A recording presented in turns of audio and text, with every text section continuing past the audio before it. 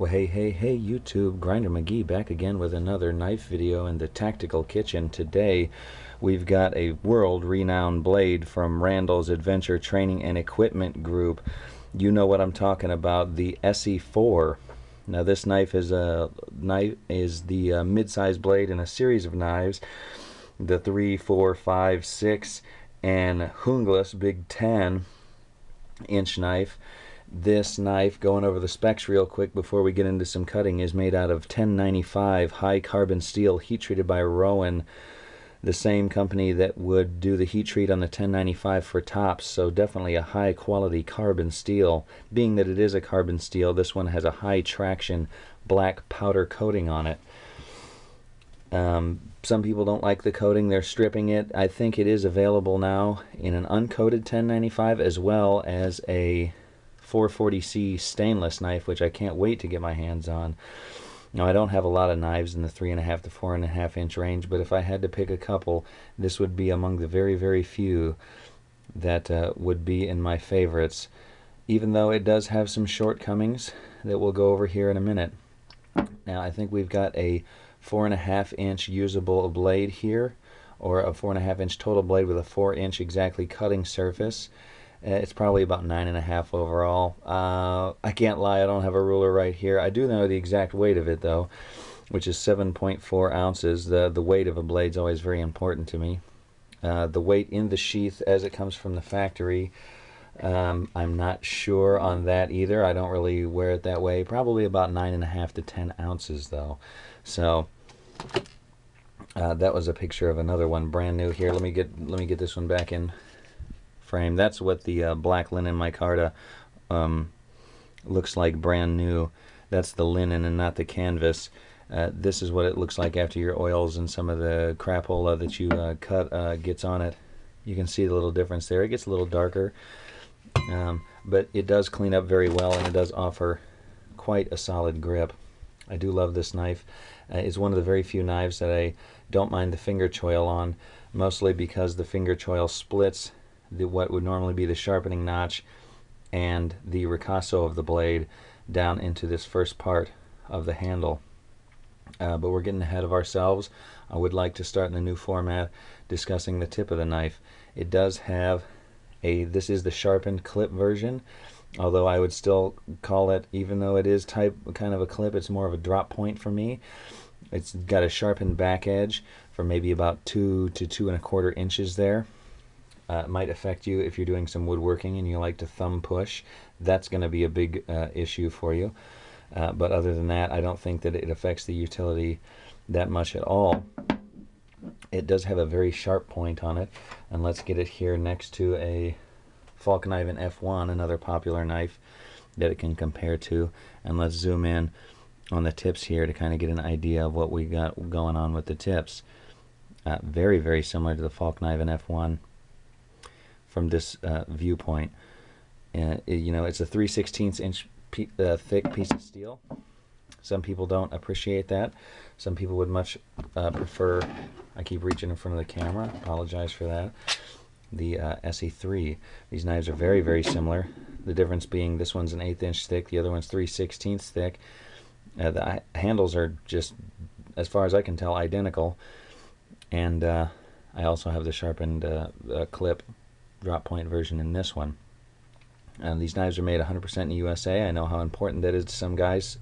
Some guys, it's the only thing that matters. To me, quality is what matters, but I do like seeing the USA stamp on there. Just giving it a comparison. I know you can see it 100 places on the internet, but let's do it here as well. This is the difference between an 1/8 inch thick piece of steel and a 3/16 inch thick piece of steel stock used in a knife. Now on the Esee 3 with the 1/8 inch stock, you have the green earth colored canvas micarta scales. On the Esee 4 with the 3/16 inch stock, you have the black linen scales with these nice green spacers to set it off. I think I'd prefer red, but I mean, we're talking about the cutting performance of a knife. Red spacers versus green spacers, probably going to whittle a stick or cut a tomato just as good, considering the combination of all the other specs combined. So let's go ahead and put the Esee 3 away for now. As I had said before, I don't have too many knives that I have go-to between the 3.5 to 4.5 inch range. Usually, if I'm carrying a companion knife like that, it will be the Mora companion because I've got some kind of wood carving or other utility task to really take care of.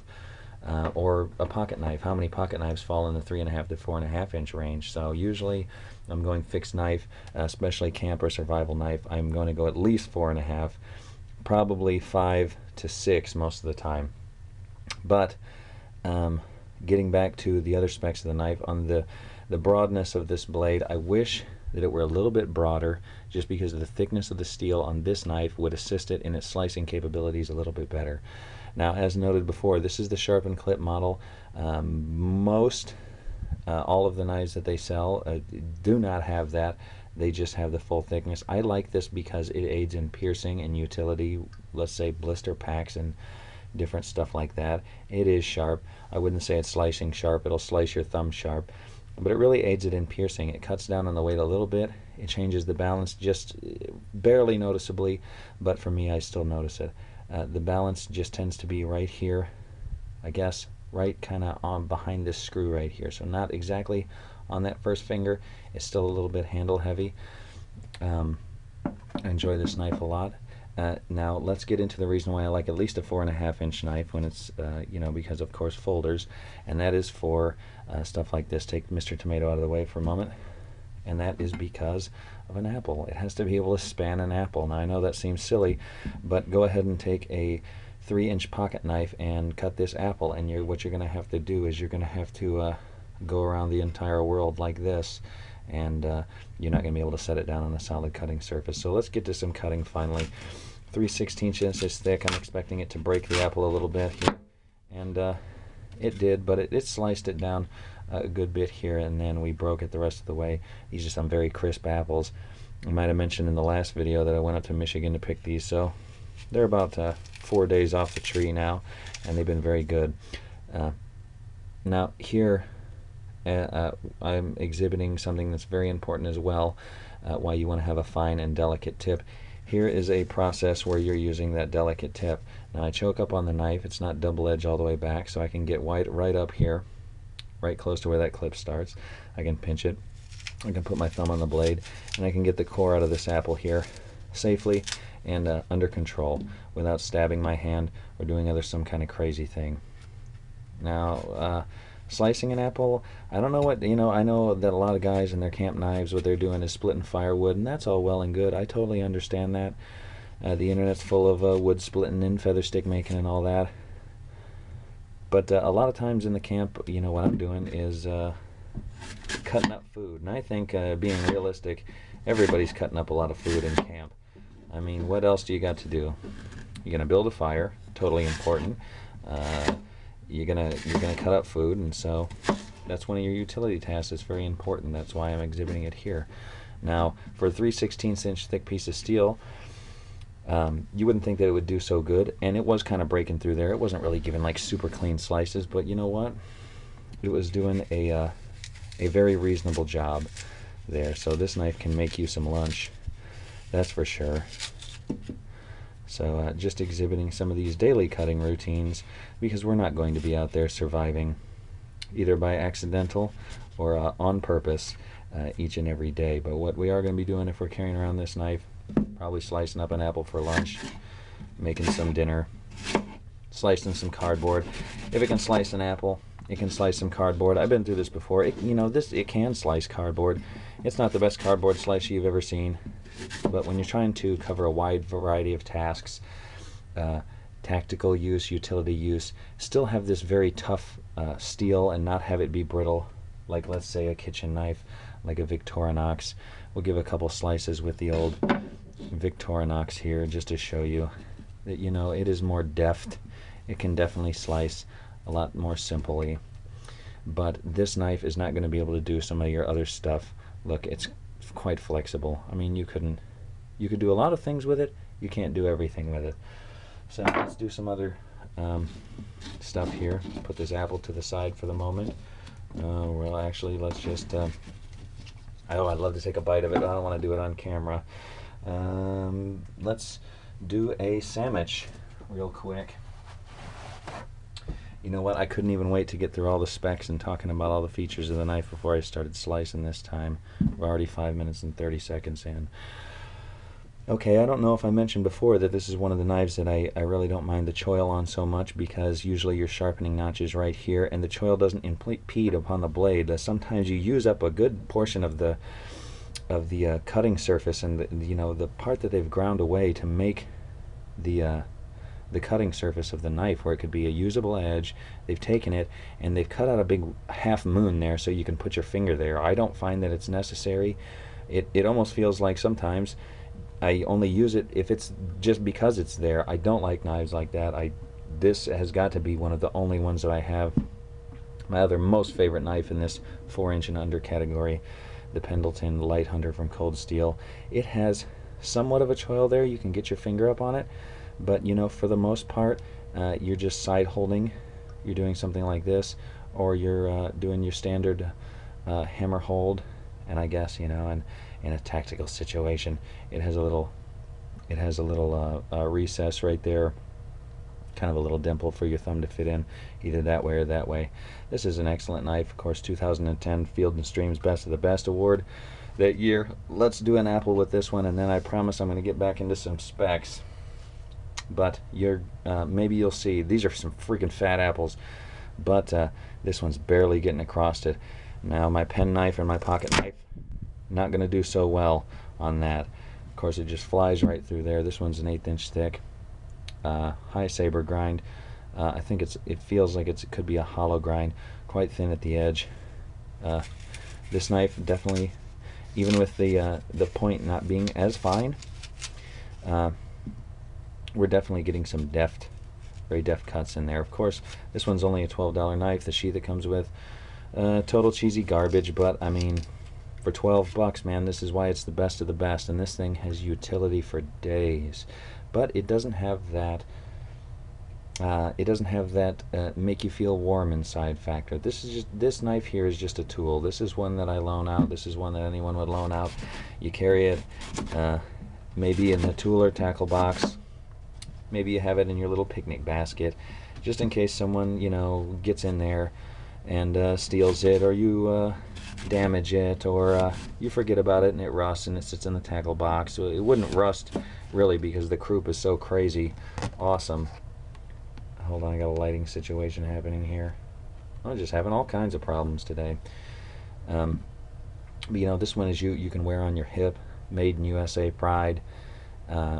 It really is a stout piece of steel. If you had to depend on it in a pinch for more than it was really intended for, you could probably call on it to go in above and beyond. So we are now down to the choil and the lasered maker's mark.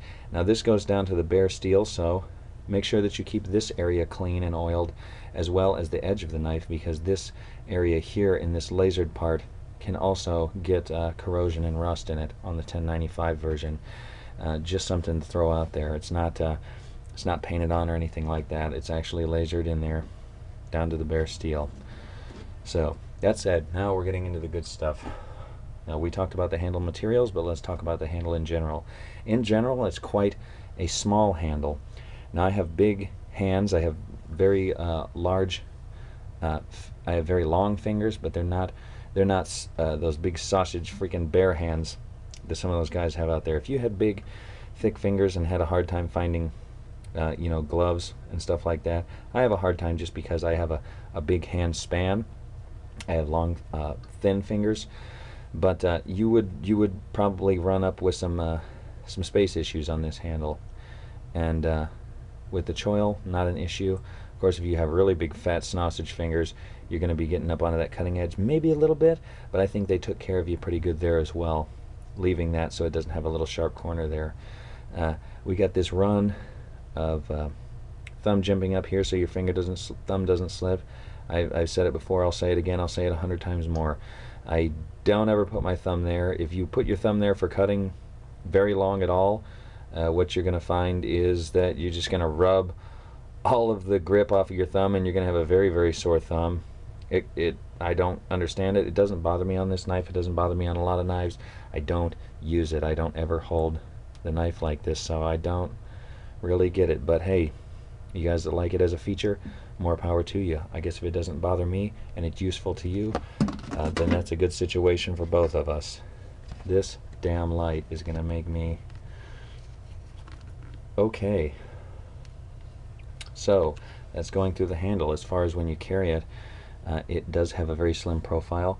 I love to drop other knives in here. We had the Falcon knife in F1 up here. It has a very thin handle. I don't have the Cold Steel Master Hunter. It has quite a more chunky handle than the Esee4 right here. Here we have a Condor. Let's get this paper towel out of the frame.